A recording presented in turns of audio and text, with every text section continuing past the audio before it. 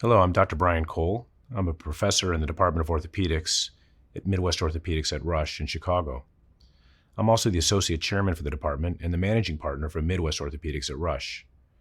I've been the team physician for the Chicago Bulls for the last 17 years and then associate team physician for the Chicago White Sox for the last 16.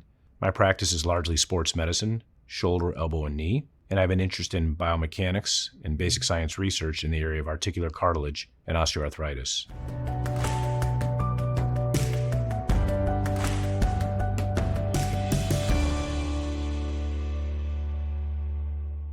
Considerations for the use of MACI in the context of bony involvement are really interesting. I think some of those decisions are based upon our unique experience as physicians. Some of it's grounded in the literature. My general feeling is that the ideal patients are patients who have chondral injury, and it can actually involve the bone. The uniqueness of MACI is that it's actually quite nimble from a technical perspective, and I can use it easily on the patella, the trochlea, and the femur. When there's bony involvement, it really comes in two forms. It can come in a setting where we have previous treatment that changed a defect that was initially cartilage-related into an osteochondral situation. So, for example, a patient who has previous marrow stimulation. Some of those patients get downstream changes in the bone, and you would argue that that's a osteochondral challenge at that particular juncture. Perhaps more common is a patient who has osteochondritis dissecans or a traumatic defect that involves the bone and the cartilage. So my general feeling is when there's chondral loss, MACI is an excellent option across the femur and the patella in many instances. And that's subject to a lot of other independent variables when it comes to the decision making. That being said, the decisions get more challenging with higher degrees of bone loss. And it depends on the surgeon's experience. There are surgeons who have experienced good or excellent results when utilizing the sandwich technique when there are larger degrees of bone loss, say greater than 6 millimeters. My own algorithm may differ just because I also have access to osteochondral allografts.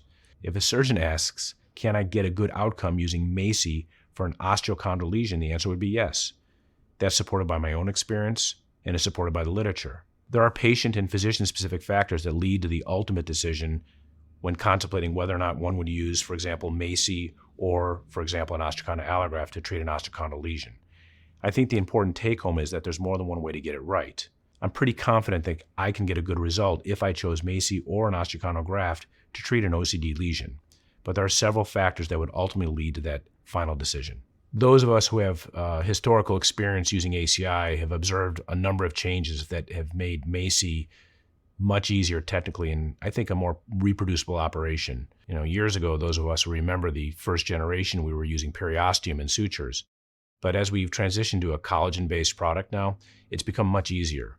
I would say the advent of custom cutting jigs or custom cutting guides has made it much easier. While osteochondral allografts are a mainstay treatment for a number of cartilage defects that I treat based upon my patient population, clearly MACI has some advantages to our patients. Scheduling surgery, for example, can be particularly difficult when we're doing an osteochondral allograft. The use of MACI affords the patient the opportunity to actually pick a specific surgical date. When you think about it, the challenges of actually scheduling surgery from a job, childcare, now homeschooling, all of those things can make it very difficult for a patient to actually determine when they want to have surgery.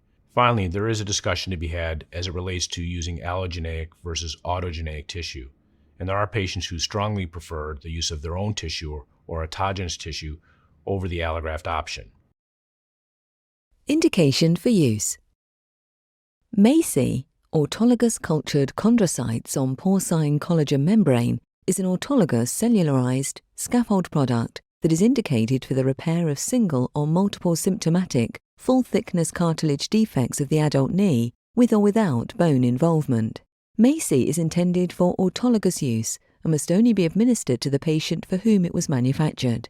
The implantation of MACI is to be performed via an arthrotomy to the knee joint under sterile conditions.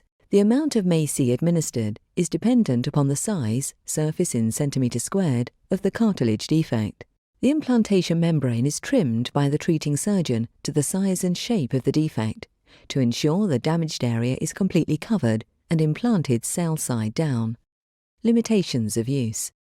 Effectiveness of MACI in joints other than the knee has not been established. Safety and effectiveness of MACI in patients over the age of 55 years have not been established. Important safety information. MACI is contraindicated in patients with a known history of hypersensitivity to gentamicin, other aminoglycosides, or products of porcine or bovine origin. MACI is also contraindicated for patients with severe osteoarthritis of the knee, inflammatory arthritis, inflammatory joint disease, or uncorrected congenital blood coagulation disorders. MACI is also not indicated for use in patients who have undergone prior knee surgery in the past 6 months, excluding surgery to procure a biopsy or a concomitant procedure to prepare the knee for a MACI implant. MACI is contraindicated in patients who are unable to follow a physician-prescribed post-surgical rehabilitation program. The safety of MACI in patients with malignancy in the area of cartilage biopsy or implant is unknown. Expansion of present malignant or dysplastic cells during the culturing process or implantation is possible. Patients undergoing procedures associated with MACI are not routinely tested for transmissible infectious diseases. A cartilage biopsy and MACI implant may carry the risk of transmitting infectious diseases to healthcare providers handling the tissue. Universal precautions should be employed when handling the biopsy samples and the MACI product. Final sterility test results are not available at the time of shipping. In the case of positive sterility results, healthcare provider or providers will be contacted. To create a favourable environment for healing, concomitant pathologies that include meniscal pathology, cruciate ligament instability, and joint misalignment must be addressed prior to or concurrent with the implantation of MACI. Local treatment guidelines regarding the use of thromboprophylaxis and antibiotic prophylaxis around orthopedic surgery should be followed.